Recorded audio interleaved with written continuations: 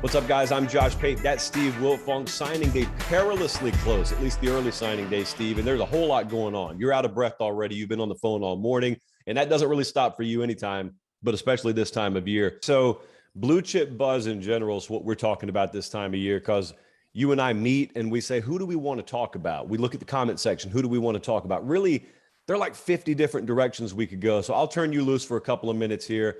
What should I be focused on that we haven't already discussed? Well, I'm scrolling the list right now. You're going to hear a lot of Texas A&M, Joshua. They're in the driver's seat to finish number one in February. That doesn't mean Alabama and Georgia are going to stop recruiting, y'all, so don't get angry. I mean, Alabama could get Damani Jackson. They could get Marvin Jones Jr. They could get Earl Little, who Mario Cristobal is trying to build some momentum with at Miami. And like I said, Florida State's swinging, but I like Alabama for two of those guys right now, maybe all three. So Alabama's going to have a big close. Georgia's going to get Kamari Wilson, but Texas A&M, man. Walter Nolan, the number 2 overall player in the country from Powell, Tennessee, just won a state championship. He's returning to A&M this weekend for an unofficial. It's going to be a big recruiting weekend. Took his official to Tennessee last weekend. I haven't heard anything to make me think it's spatula season yet for Walter Nolan, so I like him to stick with A&M as it stands now. Harold Perkins is the number 5 player in the country, number 1 linebacker. He is currently planning to visit Texas A&M this weekend. Brian Kelly's going to try and get him to take an official to Baton Rouge. And Texas is the 3rd school, all 3 head coaches in this week. For him, we talked about Damani. I like Bama, Damani Jackson. USC, not sleeping on them. He's been there. He was there this past weekend. Lincoln Riley's pushing for him as hard as anybody left on the board, obviously, so we'll see what happens. Shamar Stewart, 5-star defensive lineman, number 9 player in the 24/7 Sports Composite. He's not signing in December. A&M's the leader. Can Mario Cristobal change that? Shamar Stewart's going to College Station this weekend.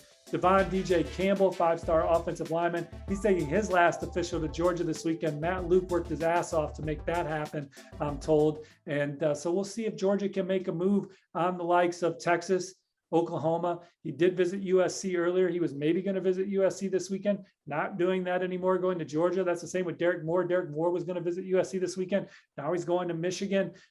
So we'll see what happens there. Kelvin Banks, he tells me Mario Cristobal is in home today on Wednesday. He was committed to Cristobal at Oregon. Texas and Texas A&M got visits during the season. People were saying distance might be an issue for Kelvin, but Mario Cristobal, that's been his top guy on the offensive line the whole cycle over Josh Connerly. And so he's going to remind him of that when he goes in home. Speaking of Josh Connerly, not signing in December. He's the number 1 offensive tackle in the top 247 player rankings.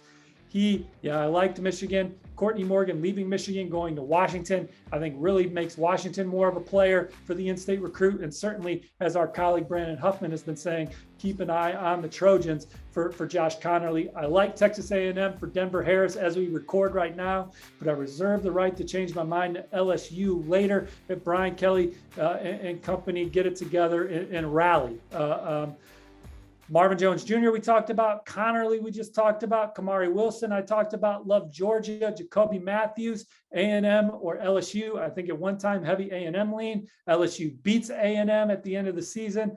New coaching staff at LSU. I wouldn't be surprised if he stayed closer to home now. Love A&M for Eni White. Going to announce during the early signing period he's going to College Station this weekend. And I love the Buckeyes for Omari Abor.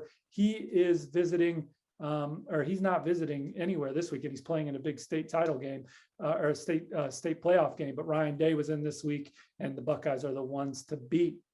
University of Michigan Wolverine football. That is your Big Ten champion. Obviously, that means for my world, hey, they're headed to the playoff. I may be going to see them in person again. But it also means in the recruiting world, there's a lot of interest. So, Stephen, as we sit here about a week away from early signing day, where is Jim Harbaugh? Where are the Michigan Wolverines? Well, Michigan, they have the nation's number 14 recruiting class right now. That's number 3 in the Big Ten, 20 commits. And when I look at this class, I love what they've done on defense so far, particularly in the secondary, which has been a big need. You got Will Johnson, a 6'3", 190-pound corner that I think can play any position in the secondary. He's a dude. He's going to be a big-time player, a Michigan legacy, and a guy that they can build this defense around. moving forward, I'm going to put this on silent. Zeke Berry, one of the more versatile safeties in the country, committed shortly after they beat the Buckeyes, took his official visit that weekend. So there was some momentum there starting to build from that big win, landing Zeke Berry, keeping him away at that time from Mario Cristobal and the Ducks and several other programs. Jimmy Rolder is a 6'2", 220-pound linebacker from Chicago that had a great senior season. I think he's going to be a mainstay on this defense for years to come. And Cody Jones is a 4-star corner from Tennessee. I love adding him to the mix of Will Johnson and Zeke Berry. And I don't know, and Miles Powers, another corner from Tennessee, 6'2", 185. Kenneth Grant, Mason Graham on the defensive front. Those are ass kickers at the point of attack for Michigan. Ethan Burke, a 6'7", 225-pound pass rusher. But they're not done. I think that they have a chance to get Derek Moore. He's a top 100 defensive lineman from Baltimore, Maryland, St. Francis High, same high school as Blake Corum. He's taking an official visit this weekend to Ann Arbor. They're battling Ole Miss. They're battling South Carolina. They're battling USC. But I like the way it's trending for Michigan. We'll see what happens this week. We'll see if Derek Moore signs on the 15th. We'll see if he takes it to February. Keon Saab was committed to Clemson, visited Michigan for Michigan's win over Ohio State, has since decommitted from Clemson since Brent Venables left. I like the way Michigan was trending anyway. I love my Michigan crystal ball pick there. Steve, there is a new head coach. I don't know if you've seen the headlines. There's a new head coach at the University of Miami. There is a new head coach at the University of Florida. And so all the talk there's immediately, all right, what's going to happen with early signing day? And then ultimately, what will the recruiting apparatuses or maybe apparati in Coral Gables and Gainesville look like? But at Florida State, Mike Norvell and his staff, they've got a little bit of a head start right now. Now, I know as you and I talked this morning, they've got a top 15 class. When you and I talk next Wednesday, how different might that class look? What kind of close could we see for the Noles? Well, it's kind of iffy right now. They're in the thick of it for some elite guys. We'll see if they can close. They're in the middle of it for Marvin Jones Jr., the number 1 edge rusher in the top 247. He's got Alabama. He's got USC. He's taking an official to Georgia this weekend. So it'll be interesting to see where that one falls. But I think Florida State has moved up his list with the way they played in front of him against Miami and just the relationship that he has with the staff and seeing the kind of year that Jermaine Johnson had, I think makes my Florida State a little more enticing than it was. But I still kind of like Alabama's position. Georgia's kind of a dark horse in it. His best relationship was with Jamar Cain, who's now at USC, who was recruiting him at Oklahoma. So we'll see on Marvin.